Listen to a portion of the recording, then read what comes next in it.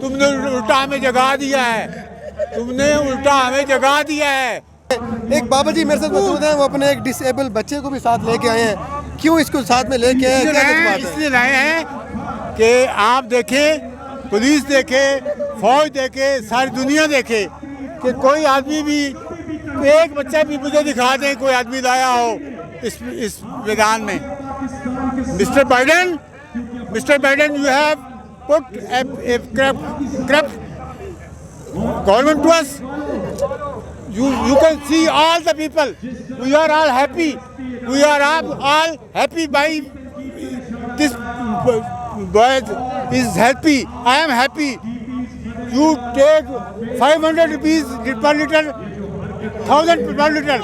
No problem. We can pay. We can live happiest than you. You have done an evil job, and I so many respect in my heart because you have lost children. You have lost children. So यही message आप उर्दू में दे दें जरा। नहीं, mister Biden ये सुन ले कि ये तो हमारी कौम है, तमाम कौम हंस रही है।